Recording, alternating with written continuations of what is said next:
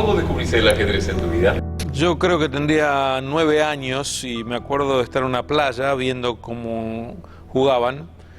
Me fascinó inmediatamente, me gustaba eso de pensar, planificar y después sopesar cada jugada, pero no encontré a nadie que tuviera la paciencia para enseñarme.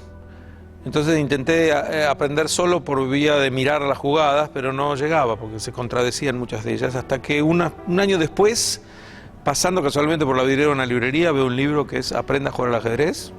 Me iluminó, yo no sabía que podías leer un libro para aprender, y así lo hice. El ajedrez acompaña a la especie humana ya por 1000 años, y esta compañía es muy fiel.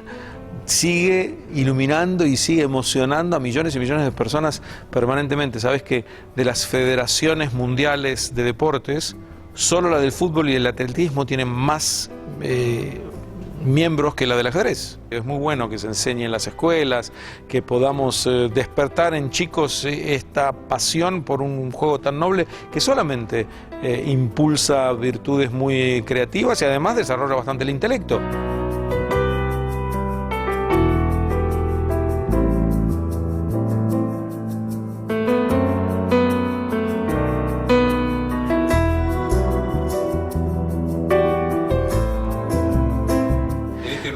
Que acabas de presentar, la humanidad y el ajedrez, marcás ahí no una diferenciación, pero sí una derivación tal vez del ajedrez a la ajedrología. Este no es un libro de ajedrez. El ajedrez es más bien el juego, las técnicas, las distintas escuelas, las aperturas, las defensas. Y aquí no hay un solo tablero. Diría incluso que la persona que no sabe jugar al ajedrez podría perfectamente disfrutar de la ajedrología, porque la ajedrología es ver el rol del ajedrez en la civilización humana, en la pedagogía, en la filosofía, en las ciencias, en la matemática, en las artes. Eso es lo que recorro en el libro.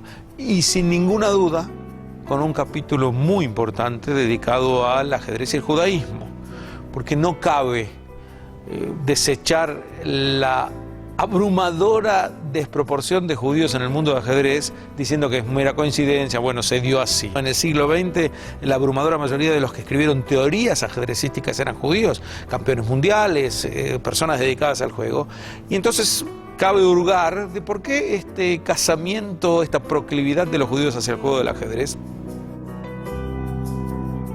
Hay un debate histórico entre un ajedrólogo, Víctor Kitz, que sostiene que incluso en el Talmud está mencionado el ajedrez porque se menciona el Nardeshir y hay una interpretación de Rashi que parecería indicar que se trata del ajedrez, pero Moritz Steinheider y otros sostienen que no puede ser, y me parece que históricamente tienen más razón, porque el ajedrez penetra en Europa, probablemente de manos de judíos, hace un poco más de 1000 años, y el Talmud fue clausurado mucho antes de esto, en el siglo V. Entonces no podría haberse adelantado al tema del juego. En la Edad Media sí que se consolida esta presencia. Maimónides lo cita en su comentario a la Mishnah, Yehuda Leví nos habla del juego cuando termina el Kuzari, Abraham Ibn Ezra escribe Haruzim, que es el reglamento existente más antiguo que existe de ajedrez. Y constantemente hay un vínculo especial de los judíos. En Cremona, en Italia, hay una teshuvá que dice que todos los juegos deberían ser desalentados, a excepción del ajedrez. Es decir, abren las compuertas de que no me toquen al ajedrez en el terreno del judaísmo.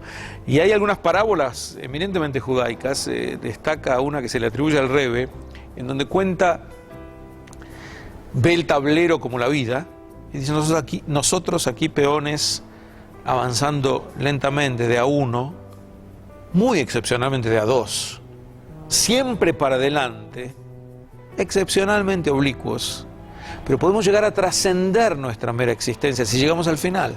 Y en ese momento en que trascendemos podemos llegar a transformarnos en uno de estos seres celestiales que acompañan el camino. Incluso con la todopoderosa reina podemos identificarnos, pero jamás.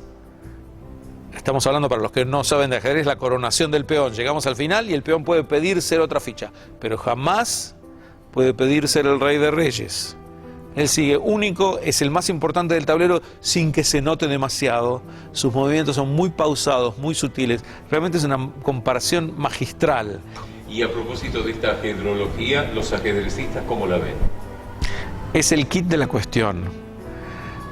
Cuando presenté el libro en el Club Argentino de Ajedrez, que me acompañaron un literato, Hernán Isnardi, un matemático, Pablo Jacobkis, y un gran maestro internacional, Ariel Sorin, que dijo con sinceridad lo que yo había escuchado varias veces, que los ajedrecistas miran con cierta suspicacia cuando alguien que no es un ajedrecista como yo, se atreve a asomarse al tema y más que nada se va a escribir un libro. Él lo dijo para bien porque empezó a decir que tenía esa suspicacia, pero después se tranquilizó al leer el libro. Pero mi respuesta, no menos amistosa, fue que el ajedrez es demasiado importante para dejarlo en manos de los ajedrecistas. Hay todo un terreno lamentablemente inexplorado, que es la ajedrología, que cabe indagar, y este libro intenta mostrarlo, que es cuán central fue el rol que ha ocupado este juego ciencia en la civilización. Lo citas a raíz de varias disciplinas, ¿no? Sigmund Freud dice el psicoanálisis es como el ajedrez.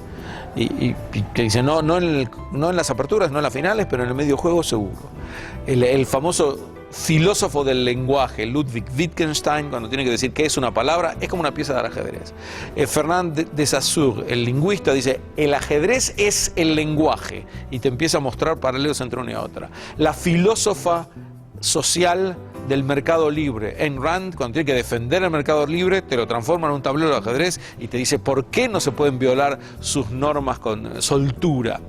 Y así una decena por lo menos. Es lo que yo llamo en mi capítulo el ajedrocentrismo conceptual. Aquellos que toman el ajedrez lo ponen como centro cuando tienen que transmitir un concepto resumidamente a su público. Lo dice Savielly Tartakáwer, otro gran ajedrecista. Los errores están todos ahí, listos para ser cometidos. Y en la vida es algo parecido. Te están acechando. Hay que saber no solamente planificar y no solamente asumir tus propios errores, sino saber mirar bien. Y el ajedrez te enseña eso.